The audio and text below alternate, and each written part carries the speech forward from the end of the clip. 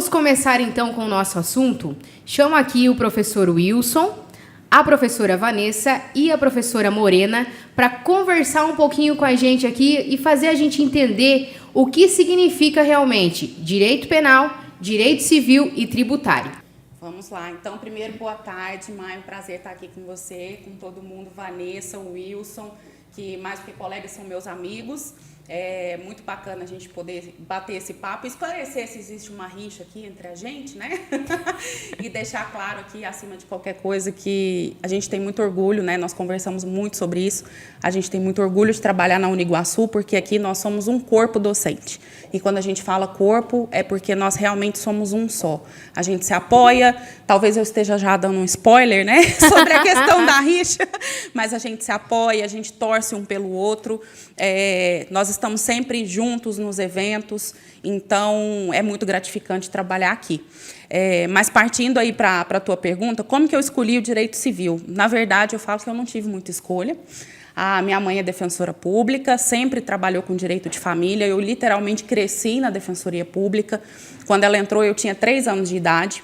Então, sempre vi a minha mãe trabalhando ali com os conflitos, né, especialmente dentro do direito de família, fazendo ali mediação, intervindo, conversando, fazendo com que as pessoas fossem capazes de resolver os seus próprios problemas. E eu falei, bom, quando eu crescer, eu quero ser igual a ela. O tempo passou, entrei na faculdade de Direito, tive ali as minhas crises, será que vai ser direito civil mesmo, que eu vou trabalhar, enfim. Tem, às vezes, uma matéria que a gente gosta mais do que a outra. Eu falo que eu suportei toda a faculdade para chegar no direito de família, chegou no direito de família, foi muito mais difícil do que eu imaginava, porque eu aprendi de trás para frente. Eu aprendi na prática para depois vir a teoria. E aí, quando veio a teoria, me assustei um pouco, mas, enfim, quando eu me formei, falei, não, é realmente isso que eu quero fazer. Tive a oportunidade de, logo nos primeiros anos ali de formada, trabalhar em núcleo de prática jurídica, que aí é direito de família na veia, né, Wilson? E, enfim, estou nessa aí já há 20 anos. Que show! E realmente existe essa rixazinha aí com o direito penal, Wilson? O que você me diz? Primeiramente, boa tarde a todos, um prazer estar aqui, professora Vanessa, o primeiro podcast da professora Vanessa, tenho certeza que vai brilhar como brilha nas aulas, nos eventos, vai ser um sucesso. Professora Morena, sempre presente, sempre participando dos eventos, inclusive dos eventos de direito penal. Então, já respondendo a tua pergunta, eu acho que existe sim uma rixa, nem sei se rixa seria o termo adequado para explicar essa questão, mas o pessoal de civil sempre questiona o pessoal de penal em relação a determinados aspectos. E aqui vou fazer, na verdade, uma propaganda ao direito civil, porque em termos de regras, talvez princípios, e principalmente em aspectos processuais, eu acredito que o direito civil ele seja muito mais rico em material propriamente dito, né? Exigindo um pouco mais do acadêmico nessa parte teórica que a professora Morena acabou de explicar. Por outro lado, o penal ele tem uma carga que, na minha opinião, vai um pouco além das questões jurídicas. O penal ele realmente é uma matéria que mexe com os nossos direitos mais sagrados, eu diria. Não é à toa que ele é colocado como última ratio do direito penal, dada a força com a qual ele reage aos comportamentos ilícitos. Então ele exige uma formação, talvez, que vá um pouco além da questão jurídica. Eu, depois de 20 anos atuando no penal, eu vejo que esse aspecto emocional, psicológico, ele tem que ser muito bem trabalhado no profissional que vai se dedicar a isso. Dada as circunstâncias e aos fatos que nós defendemos, acusamos, enfim, que fazem parte do campo do direito penal, ele acaba exigindo muito dos profissionais de direito. Só explica um pouquinho para nós qual que é a diferença, então, para a gente poder entender com clareza, principalmente para os alunos que eles vêm do ensino médio, né? Eles vêm do ensino médio e falam, quero prestar vestibular para direito. Mas eles não têm essa clareza ainda direcionada para civil, para tributário, né, até mesmo para o penal. Qual que seria a diferença maior? Então, o penal ele vai lidar com crimes propriamente dito. O penal é um ramo do direito público, cuja essência é cuidar dos bens jurídicos mais importantes. Existem outros modelos teóricos, mas o modelo mais consagrado é esse. O direito penal cuida dos bens jurídicos mais importantes, dizendo de uma forma mais simples, dos direitos mais caros à vida em sociedade. Ele estabelece uma proteção para esses bens que é subsidiária. Significa dizer que quando os outros ramos do direito não conseguem estabelecer uma tutela suficiente, o direito penal aparece como uma outra solução jurídica que recorre à sanção mais rigorosa do ordenamento, que é a aplicação da pena privativa de liberdade. Não é à toa que os espanhóis dizem que o direito penal é o braço armado da Constituição, exatamente para demonstrar essa força com a qual o direito penal ele costuma conferir tutela aos bens jurídicos mais importantes. Me explica um pouquinho, Morena, onde atua os profissionais que estudam direito civil? Perfeito, Mai. O direito civil, a gente fala assim, ele é, digamos, uma palavra guarda-chuva. Dentro do direito civil cabem muitos assuntos. Hoje, a gente vê uma predominância até na sociedade, né, dos institutos da responsabilidade civil. Então, por exemplo, ações de indenização por dano moral, dano material, essas ações que regem ali o consumidor. Inclusive, muitos acadêmicos relatam que, assim que se formam, vão trabalhar com processos ali dentro do juizado especial, até dentro das ações ali em âmbito familiar. Então, por exemplo, eu tive uma negativação indevida do meu nome. Qual que é a área que vai cuidar disso? É a responsabilidade civil. Você pode ajuizar uma ação de indenização por danos morais, por uma negativação indevida. Nós temos a questão dos contratos. Quando eu vou sentar para fazer um contrato de compra e venda com uma pessoa, é o direito civil que vai reger. A questão do próprio direito de família.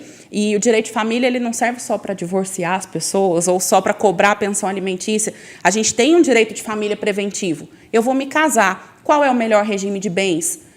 Qual regime de bens se aplica melhor ao caso concreto? Não existe melhor regime de bens de maneira genérica, mas pode existir um melhor regime de bens para aquele casal que resolveu fazer a vida em conjunto. Temos o direito das coisas, posse, propriedade, quando eu tenho uma casa, quando eu tenho um apartamento, como que vai, quais são as normas que vão, digamos, direcionar ali o uso desse apartamento. Então, assim, direito civil está na nossa vida o tempo todo. A gente espera que o direito penal esteja em menos escala. Por quê? Até tem aquela frase, né, Wilson? O direito penal vai entrar quando o direito civil não deu certo. Mas, se nós formos pensar em larga escala, tudo que a gente vai fazer na vida vai envolver alguma questão de direito civil. Interessante ouvindo vocês falar como é importante, quando a pessoa se forma, escolher determinada área, né? Se você para pensar, olha a inteligência da Morena falando sobre o caso, né? Sobre o que ela atua, né? Sobre o que ela defende, e ouvindo aqui o professor Wilson a mesma forma. Então, assim, quando se forma, para você não ser, digamos assim, eu estudei direito, então agora eu vou advogar, vou pegar qualquer caso, né? Como é importante identificar que se você estuda para determinado caso, como você tem mais propriedade na fala, né? E como você entende mais. Então, por exemplo, eu não vou... claro que se hoje eu precisasse de um advogado criminalista, por exemplo, eu iria procurar o professor Wilson, né? Então, é importante a gente frisar, né? A importância de se escolher quando você está terminando a tua graduação, lá na segunda etapa da prova da OAB, que a gente estava conversando antes, né, Morena? Que tem a primeira etapa, que o aluno ele vai ter, obrigatoriamente ele tem que fazer, e na segunda etapa ele já vai definir ali para onde que ele quer ir. Então, se ele faz, por exemplo, o penal, né? Ele faz o penal, ele passa, enfim. Mas depois, por exemplo, ele quiser atuar como advogado civilista, tributário, empresarial. Ele pode também. Pode. Né? Mas como é importante você escolher determinada área. Muito bacana ouvir isso. Então, vamos lá. A Vanessa está ali quietinha, só olhando assim, tipo, meu Deus, o que rola nesse podcast, né?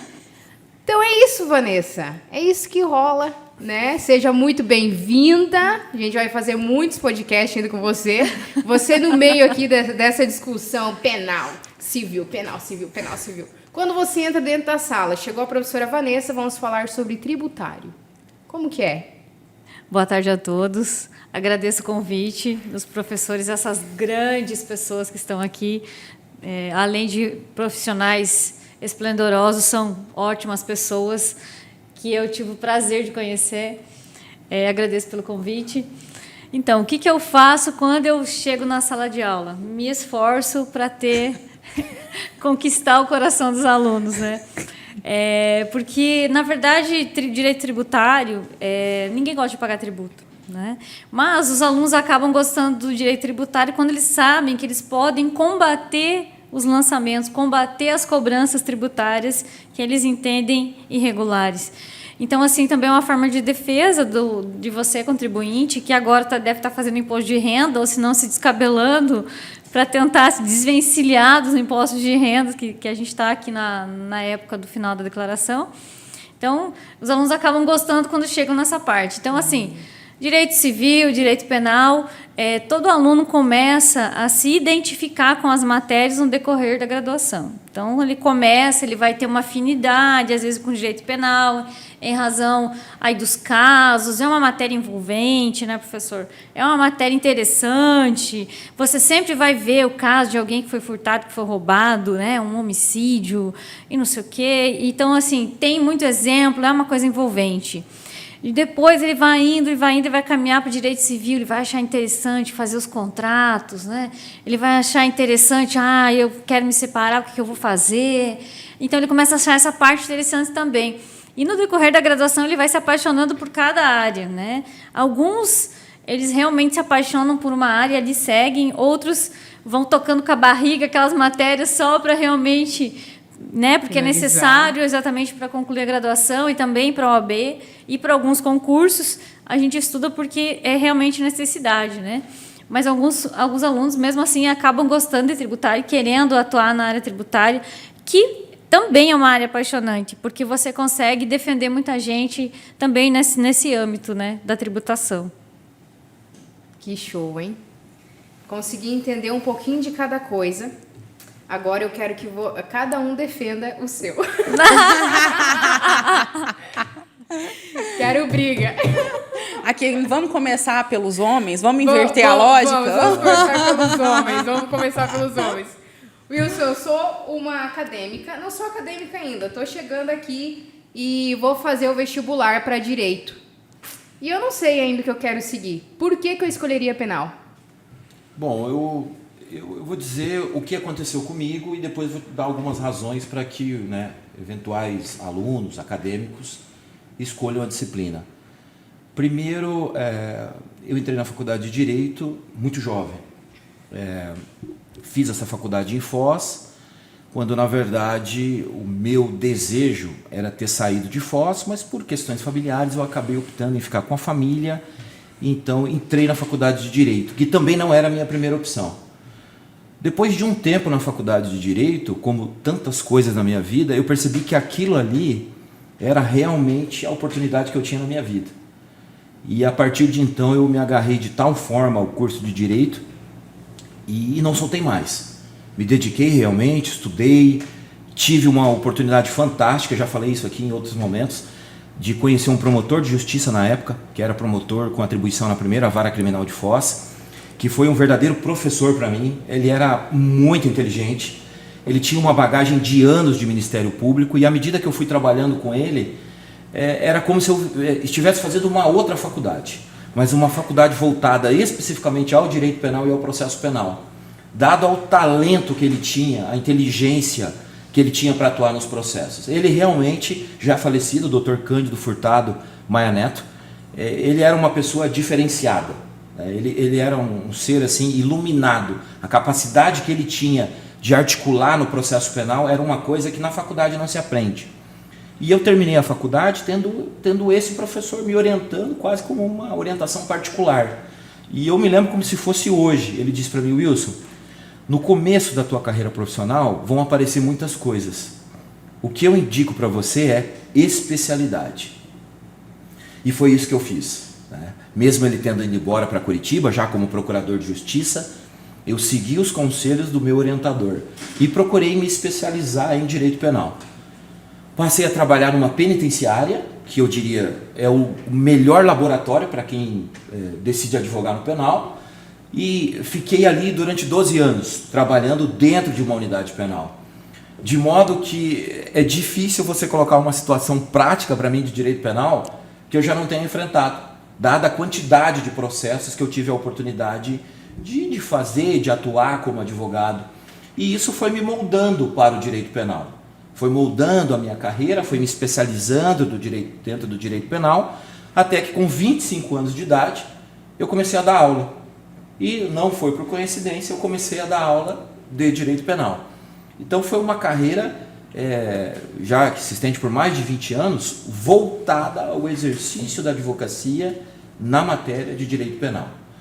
Por que o menino, a menina que está lá hoje, jovem, começando a faculdade de Direito, por que ele pode escolher o direito penal? Primeiro que é uma matéria fantástica. Do ponto de vista teórico, do ponto de vista humano, do ponto de vista social, é uma matéria que propicia ao profissional muitas alegrias. Ela dá ela gera muita responsabilidade, mas ela também propicia muitas alegrias. Vou dar um exemplo para vocês. Eu fiz um júri, tive a honra de receber lá a visita da professora Morena, acompanhou lá boa parte do plenário, e ao final do júri eu consegui um resultado que eu considero difícil para a situação que eu estava. No final do plenário, após o juiz fazer a leitura da sentença, todos os familiares do meu cliente se levantaram e aplaudiram. Eu nunca tinha feito um plenário do júri e passado por um agradecimento público daquela ordem. E por que aquilo ocorre? Porque eu estava devolvendo o filho para a mãe, o marido para a esposa, o pai para os seus filhos. E é uma experiência que só o advogado criminal tem. A professora Morena é do direito civil, mas ela tem um pezinho lá no direito penal também. E eu falando aqui, eu tenho certeza que alguma experiência deve ter voltado desse momento aí na memória dela, porque ela chegou a atuar em núcleo de prática, como eu, e quem atua em núcleo de prática, obrigatoriamente faz direito de família e faz de direito penal. Então, devolver o ente querido para sua família é algo que não tem preço. O aluno que quer experimentar isso, ele vai vir para o direito penal. Um outro motivo, a cobrança de honorários no direito penal, normalmente ela é muito rápida.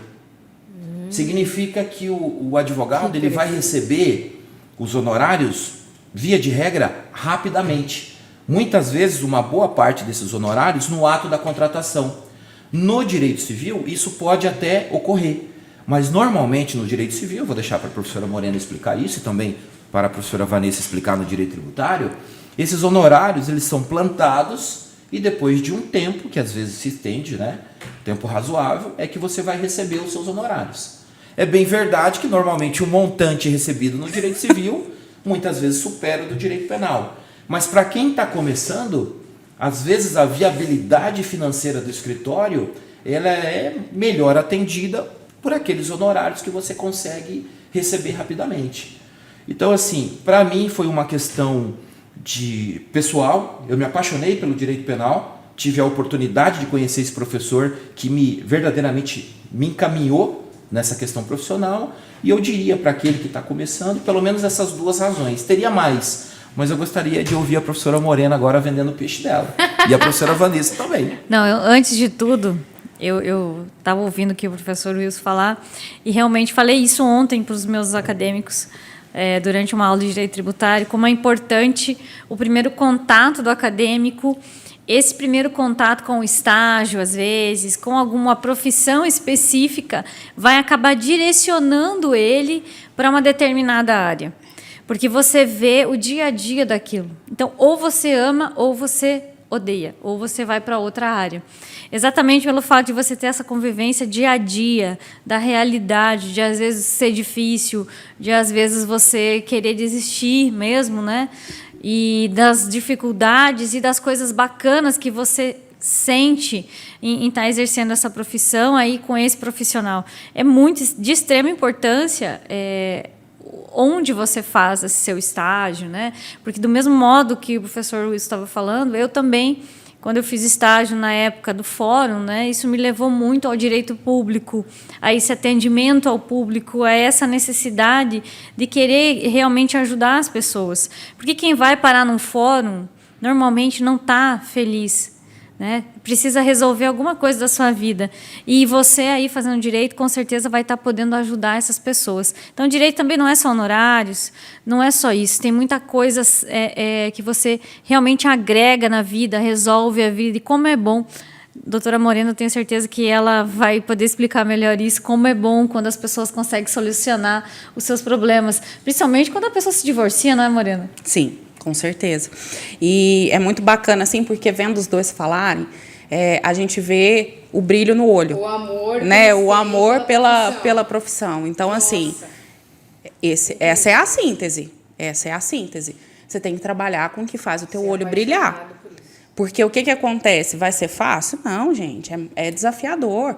Né? Quantas vezes envolve ali perda de horas de sono, né? Dedicação ao trabalho. E nós ainda que somos docentes, porque amamos a docência, porque a gente vê sentido ali em fomentar isso nos alunos, a gente tem uma carga dupla de trabalho. Então, nós temos o nosso trabalho enquanto advogados, temos o nosso trabalho enquanto docentes. E uma coisa complementa a outra. Mas, vindo para a questão do direito civil, eu quero dizer que, sim, eu realmente atuei no direito penal, né? O Wilson está aqui me dedando. Quando eu entrei no primeiro núcleo de práticas jurídicas para trabalhar, eu morava em Brasília, ainda na faculdade UDF, que era um lugar também que eu gostava muito de trabalhar. Não supera a Uniguaçu, tá? O DF me perdoa. Mas foi o meu primeiro... foi a primeira instituição de ensino que eu trabalhei, né? A qual eu tenho muito respeito, assim como as demais. Mas a Uniguaçu é insuperável. Falo isso publicamente, sem medo de errar. E quando eu fui trabalhar na UDF, no Núcleo de Práticas Jurídicas, o meu objetivo era, obviamente, trabalhar com direito de família. Eu fui para lá para isso. E aí eu me lembro que, na época, o meu chefe, o Arthur, me chamou e falou assim, olha, Morena, tem uma questão. Primeiro, dá mais ou menos uns 50 quilômetros da sua casa, porque Brasília, eu trabalhava numa cidade satélite, enfim. Eu falei, não, tudo bem, me desloco tranquilamente. Ele falou, e tem uma segunda questão. Eu sei que você gosta muito de família, mas uma vez por mês você vai ter que fazer um tribunal do júri. E eu fiz tribunal do júri para trabalhar com direito de família. Mas posso falar uma coisa? Isso que o Wilson falou sobre você devolver uma pessoa para a família, isso é muito tocante. Isso é muito...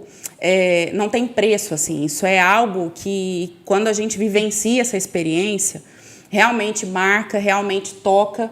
E ouvindo a Vanessa também, o que eu percebo aqui das nossas falas?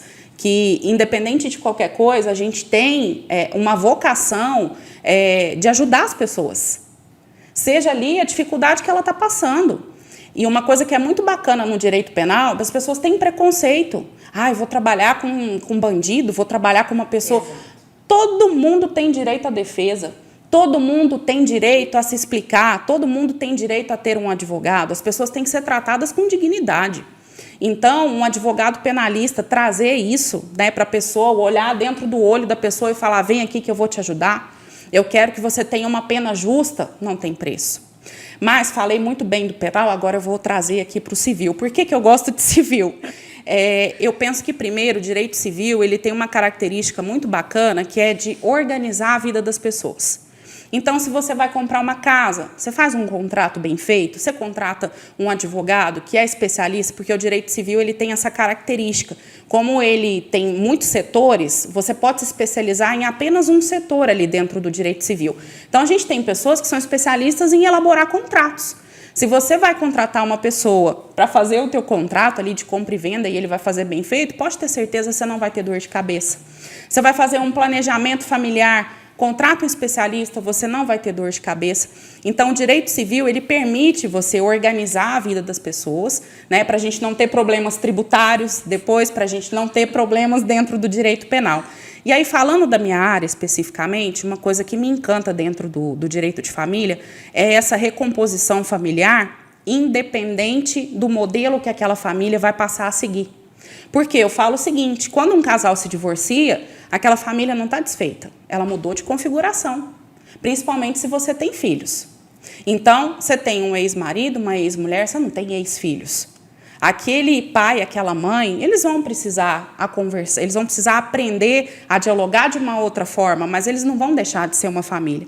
E quando a gente atua dessa forma, mostrando, olha, a lei fala que é dessa forma aqui, mas não vamos deixar a lei entrar na casa de vocês, assim, chutando a porta, você pode resolver o teu problema. Vamos sentar, vamos conversar. Quando vocês resolveram começar um namoro, vocês bateram na porta do judiciário para perguntar se aquele namoro era bom? Por que na hora de divorciar você quer que uma terceira pessoa que não te conhece dê a solução para o seu caso? Se a gente pode sentar aqui agora e conversar. Então, eu vejo que dentro do direito de família, que é um momento, às vezes, de muito sofrimento, às vezes não, né? O divórcio, ele é uma das causas mais estressoras da humanidade. Se naquele momento você trata as pessoas com dignidade, você olha no olho da pessoa e fala, você pode resolver o teu problema, e você vê as pessoas ali encontrando uma forma de se comunicar e sair daquele processo todo, digamos, com a sua vida reconstruída, não tem preço também. Conversando com vocês, igual a Morena falou, eu vi o brilho nos olhos de cada um, né, quando se trata de falar da profissão. Eu fico pensando, eu queria estar nesse júri lá para poder acompanhar esse momento. Eu tento imaginar, né, o sentimento quando eles levantaram e aplaudiram, né, o sentimento de tipo, cara, é para isso que eu vim. Então, assim, como cada profissão tem o seu momento bom e os seus momentos ruins, tem algum momento que passou pela tua cabeça, assim, professor, de que não era direito penal que você queria? Não. Nunca? Não, eu já tive... Em penal, eu vou dizer, a gente recebe muito não, né? É muito comum, dada a complexidade, a gravidade, muitas vezes, dos comportamentos que nós defendemos, é muito comum você postular por uma liberdade provisória, ter o pedido negado, ingressar com habeas corpus, ter o pedido negado. É muito comum o cliente ser condenado, você ter a necessidade de fazer um recurso. Então, aquele garoto, aquela garota que estão iniciando, né, o curso de Direito e for para penal, eu sempre dou uma dica. Eu gosto muito da palavra perseverança. O cara que vai advogar, advogado criminal, advogada criminal, que se decidirem por isso, tem que usar a teimosia no sentido profissional. E essa teimosia ela é chamada de perseverança. Tenha convicção daquilo que você está fazendo, esteja preparado para fazer o que você está fazendo, porque vão dizer que você está errado, vão dizer que não é daquela forma, mas se você está seguro e você não desiste, muitas vezes o resultado demora, mas ele vem. Vem. Tenho certeza do que eu estou dizendo, e aí eu vou dizer resultado em reconhecimento profissional, resultado financeiro, que não pode ser prioridade para o advogado criminal, porque o advogado ele não pode pautar a sua carreira para focar a sua carreira para ganhar dinheiro, porque ele perde liberdade e independência. Se o advogado criminal perder liberdade e independência, ele não consegue fazer o trabalho bem feito.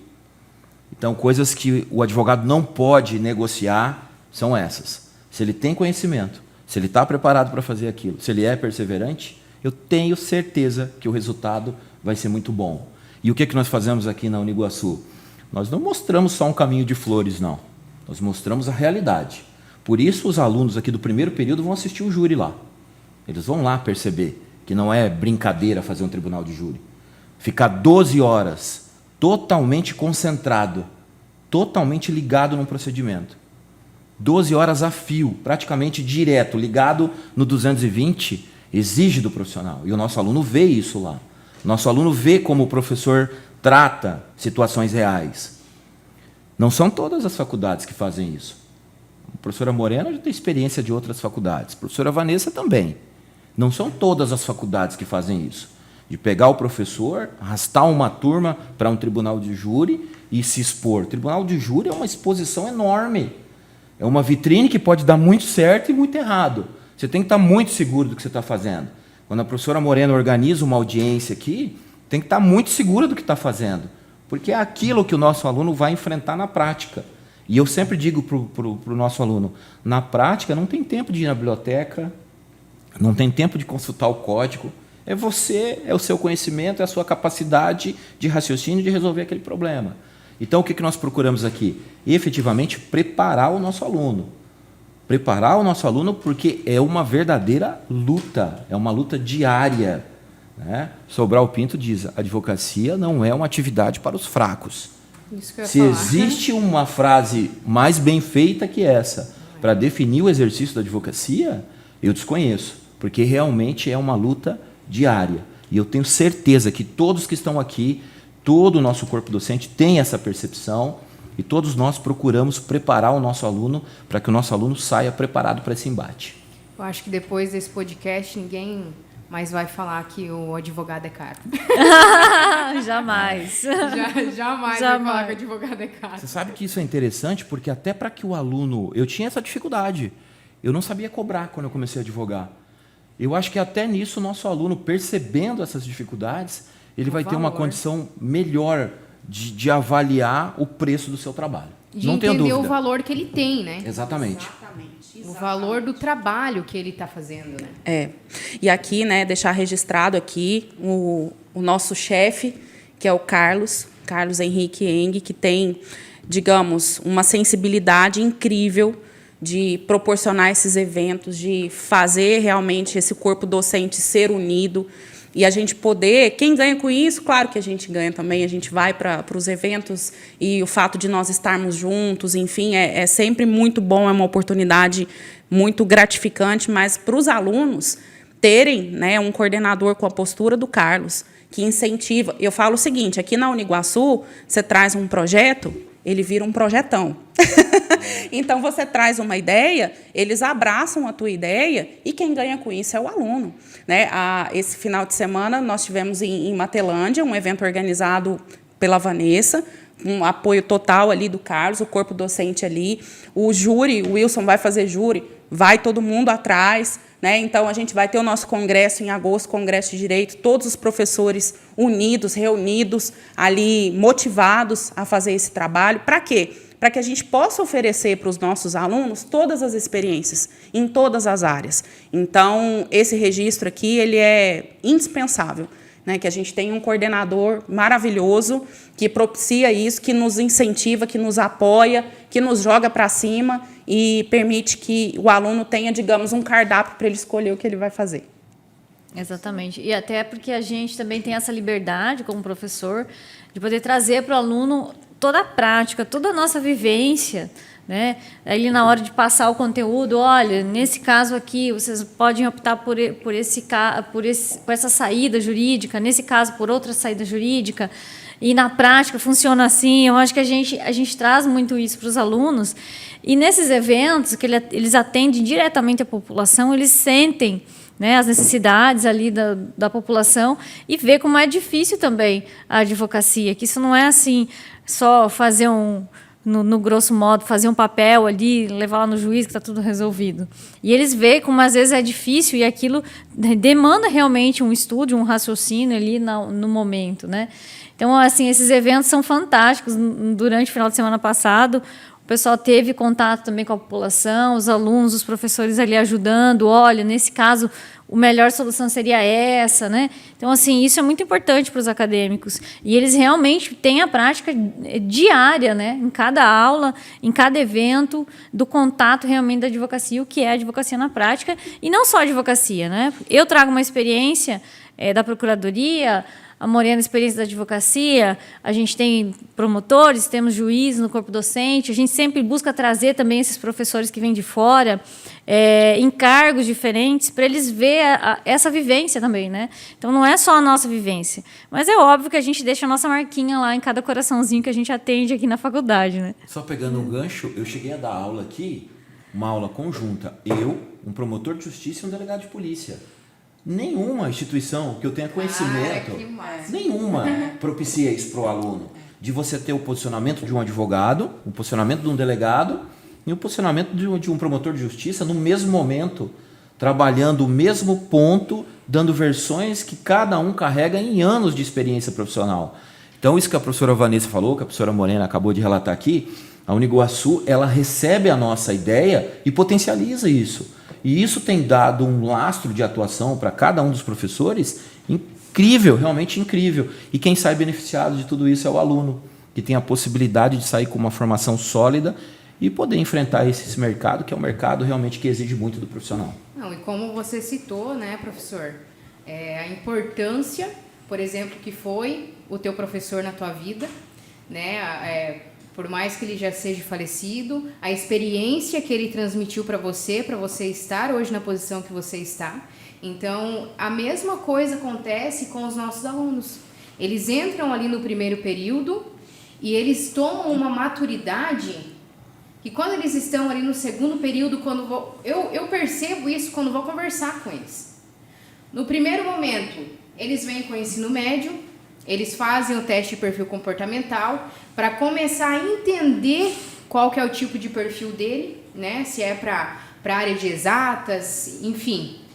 Depois disso, ele passa pelo vestibular, né? A gente sabe que passou por um período de pandemia, falando agora dos alunos que ingressaram há pouco tempo aí, eles passaram por momentos difíceis, digamos assim, na escola, né? Então foi praticamente 2 anos que não tiveram, né? Não vamos mascarar aqui e falar que foi que teve um ensino muito bom, sim, porque não teve, a gente sabe que não.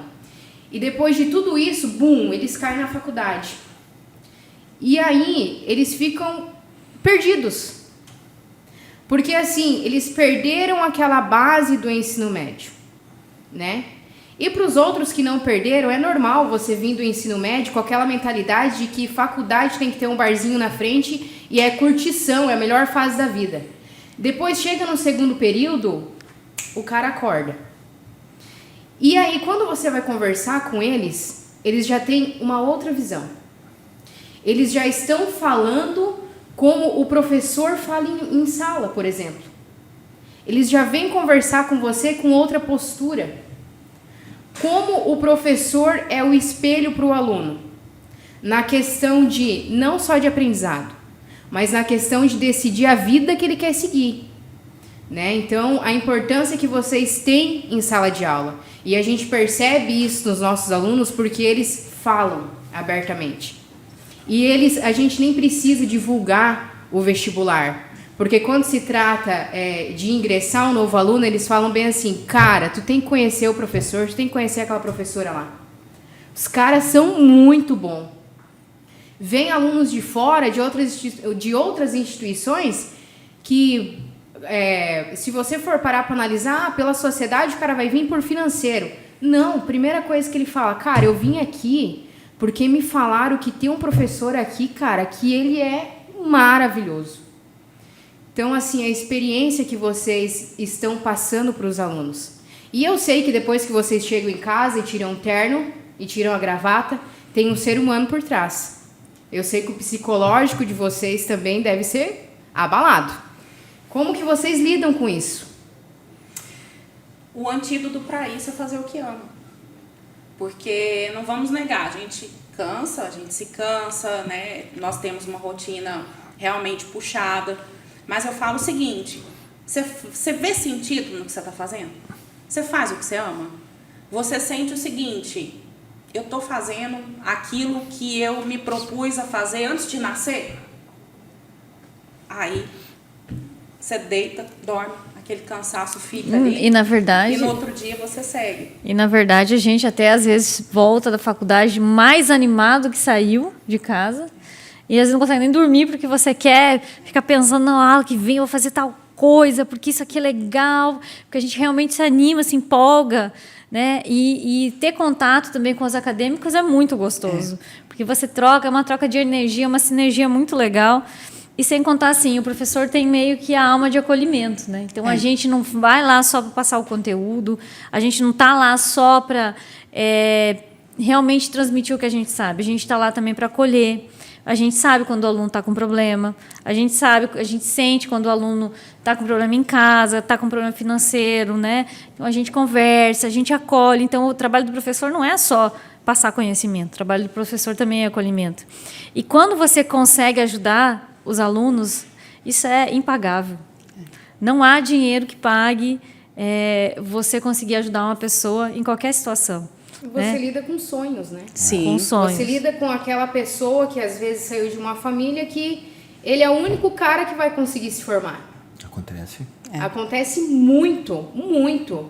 Eu atendo muitos casos assim, que chegam os pais aqui e falam bem assim, ó, a gente não teve a educação lá atrás, ninguém da nossa família é formado, mas o meu filho vai ser doutor. Cara, aquilo com um brilho nos olhos... Pai que renuncia ao sonho em favor do Isso, filho, né? em favor do filho.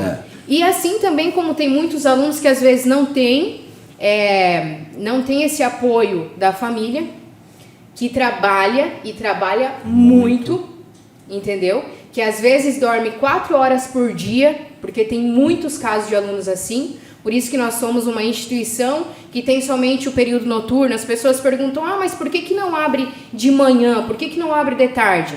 Porque o nosso público, eles trabalham. Dificilmente a gente vai conseguir abrir uma turma de uma galera que às vezes o pai e a mãe conseguem ajudar, digamos assim. Eles têm que trabalhar.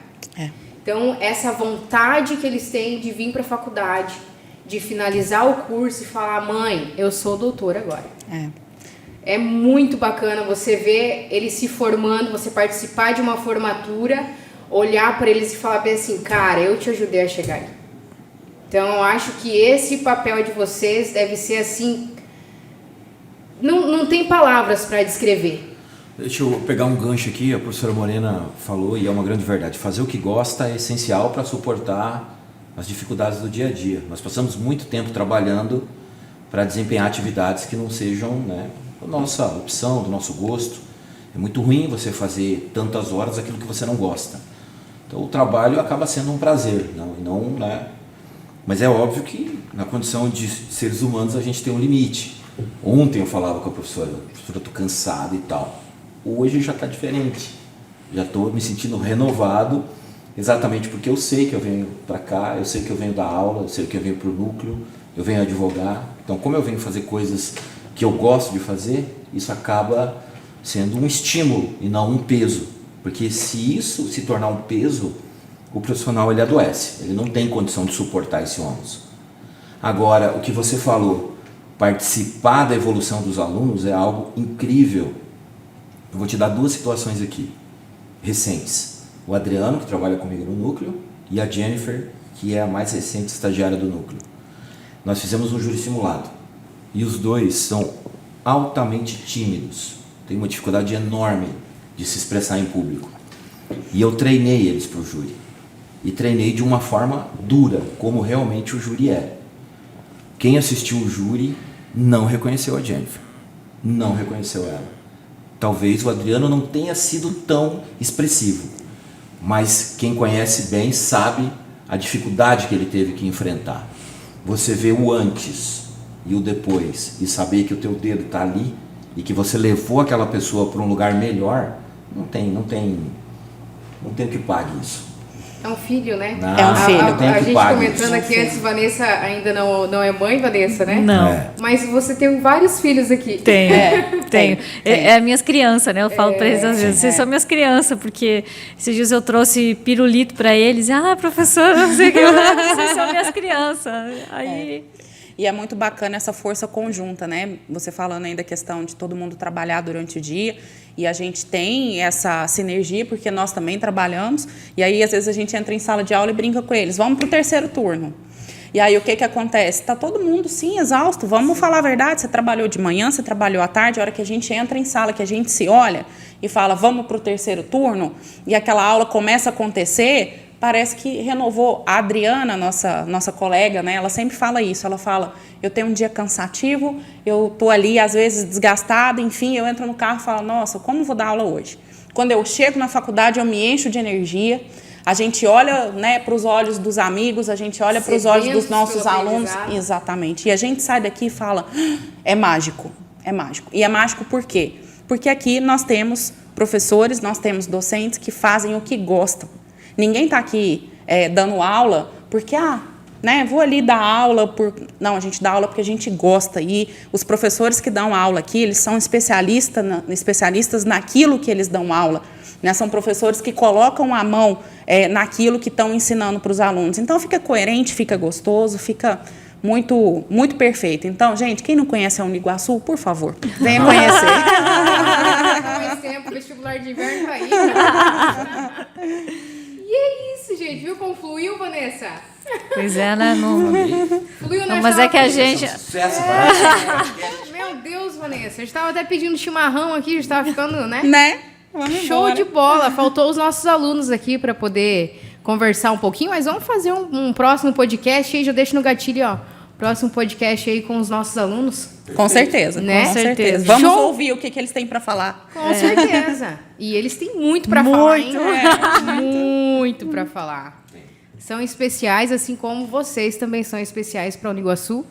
E retorno a falar para vocês, se eu tivesse a minha vontade de gravar um vídeo com os alunos, para eles poderem expressar e falar em vídeo tudo o que eles sentem na aula. Muitas vezes o aluno, como a Morena falou, o aluno ele vem cansado. Cara, fala sério, trabalha o dia inteiro, aí vem para uma faculdade, aí tem que ficar ali até as 10 horas, ouvindo. Só que aqui a galera não ouve. Participa. Isso. Tanto é que vocês conhecem cada aluno, como o professor falou da timidez da aluna, ele já sabe como que ela é, ele soube lidar com ela para ela poder evoluir nesse sentido. Então, não adianta falar aqui que você não se envolve, que você só é um professor, que você não se envolve com o aluno. Porque quando você menos percebe, você está extremamente envolvido, você sabe de onde o aluno veio, de que família ele pertence, qual que é o sonho dele, aonde que ele quer atuar, você sabe os desejos do aluno. Então, quando você conhece, isso se torna tão amigável que não se torna uma conversa cansativa. Se torna um bate-papo, igual nós estamos fazendo aqui, um podcast dentro de sala de aula. É isso que acontece em sala de aula aqui na faculdade. Você nunca vai entrar dentro de uma sala onde o aluno vai falar assim, ai meu Deus, eu quero ir embora, que aula chata essa daqui. Porque, cara, cada professor que ele entra em sala é a mesma coisa que ele chegou na porta da sala, a mesma coisa que você falar bem assim, ó, toma aqui esse energético. O cara entra em sala, dá o melhor dele e pronto, e acabou. E não é professor meia boca, aqui não tem professor meia boca. Cada um que a gente conversa tem esse brilho nos olhos, igual o professor Wilson tem quando fala de penal, igual a professora Morena tem quando fala de civil, igual a Vanessa falando do tributário dela, que ela acha que ninguém gosta.